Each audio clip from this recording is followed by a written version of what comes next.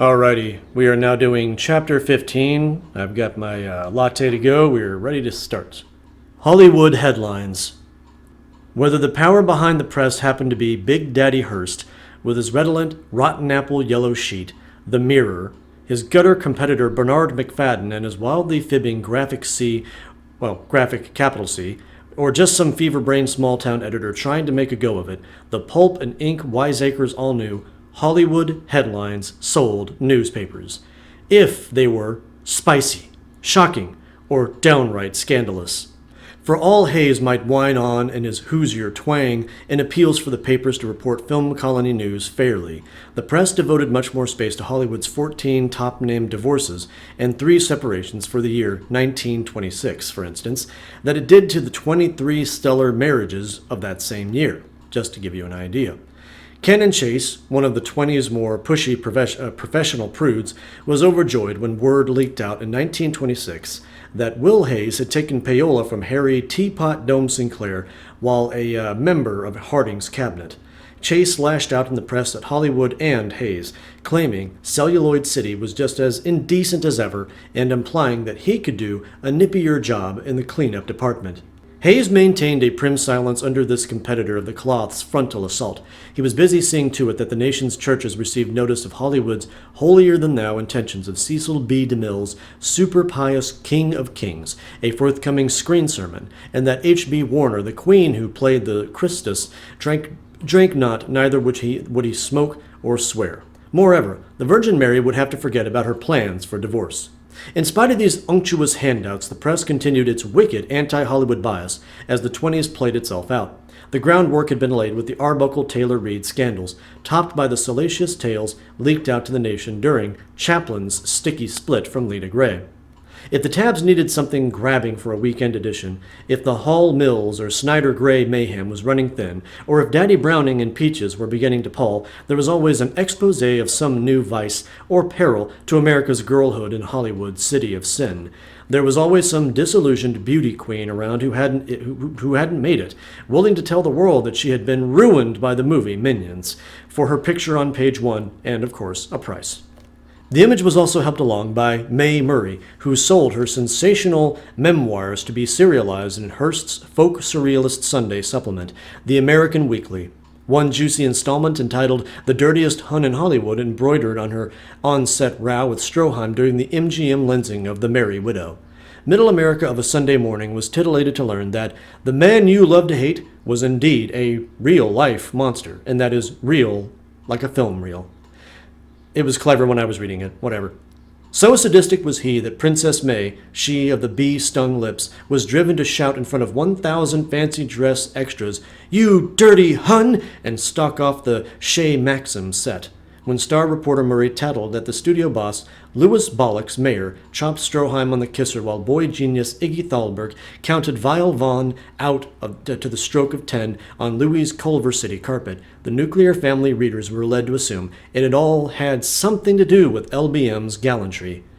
The fact that Stroheim had let drop within Yiddisher Momist mayor's hearing that in Kaiser Vaughn's opinion, all women are whores, beat-faced Louis did indeed unleash his terrible swift haymaker upon Bullet Head, screaming to his phalanx of yes-person private secretaries, "No one can talk about women like that in my presence, and get away with it." I love his phoneticism, by the way. That was great. Perfect German stereotype. All through the twittish 20s, the tabs trotted out the oldie but goodie Hollywood filth parade, drooling oceans of ink over wild parties in Pictureland. Weekend orgies of the stars of the silver sheet, singed starlit warns of winding celluloid road to ruin, or movieland mashers set their snares. The sex-teased sensation-thirsty strap-hanger shop girl public lapped it up and dished it out its pennies for more. That public's craving for a non-stop movie star titillation fix was mainlined and bylined day by day by that syndicated, sob sister, mutant, deadlining Hunt and Pecker, the Hollywood gossip columnist. The dwarf ancestor of all Ronas was of course the original, panting, go-getting Paganini of Piffle, Luella Oneida, I Saw What You Did, Parsons, set up by W.R. as chief Hearst Hollywood correspondent. Lumpen Pate Luella, Lollipop's daily morning prattle column told the breakfasting nation the scoop-by-scoop Hollywood score, the who's fucking who stakes out west where fortunes grow. Lolly called it going out together, but the flappers knew what that naughty meant. The great gee whiz public out there could also thank Lolly for spilling the steaming beans on who was Hollywood in and who was Hollywood out, the dread exiled state indicated by pointed column exclusion, or a Lollipudlian avalanche of abuse, if pitiless parsons of parvenu parish on her own twit, or prompted by Pope William's iron whim, felt stung to vengeance. While pushy LOP and her legion of copycat peddlers teased the newsprint nationwide, the smart-ass big city tabs offered rancor meat. For the Graphic and Company, there was no badder place than Hollywood, reborn Babylon, with Santa Monica Sodom and Glendale Gomorrah for suburbs. The Tattlemen luridly depicted the stars as glittering, soulless women wandering from wicked to wanton orgy on the tuxed arms of vainglorious males of malevolent beauty, in a moneyed, perfumed world haunted by the specters of drink, dope, and debauchery, insanity, suicide, and murder. While in the Sodom Gomorrah suburbs, the lavender swamp ways of sinning took place that were certainly weirder. It was hinted that fornication and adultery, the strap hangers got their 3 cents worth. It is true that from the time it became the motion picture capital of the world, shady characters descended on boomtown Hollywood like swarms of moths drawn to a searchlight. Two-bit gangsters, leggers, pushers, hard-sell swindlers, blackmailers, burglars, gross and petty extortionists, all manner of ultra-kinky sex freaks, dummy stock speculators, crank cultists, dollar astrologists, fake mediums and epicene evangelists, phony healers, crooked fortune-tellers, and parasitic psychoanalysts.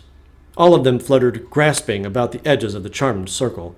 Thousands of green, dumb, young, screen-struck kids were lured by that hollow promise of phony talent schools, a Hollywood fool's gold rush that panned out nothing but bitter dross. Many pretty-faced patsies, deluded of dreams and empty pocket, drifted into prostitution. These newly recruited L.A. streetwalkers called themselves movie extras to avoid the California vagrancy laws. If they were raked in by the Vice Squad or raided in cheap hotels, the nation's papers escalated the incident. Beautiful film stars nabbed in house of ill fame. Hot-eyed reporters would then describe a luscious brunette, stunning blonde, or knockout redhead. Their names were withheld in order to allow the reader to flesh out in his imagination dusky Dolores Del Rio, blonde Alice White, or Hollywood's hottest redhead, Clara Bow. And we will talk a little bit more about Clara Bow next time.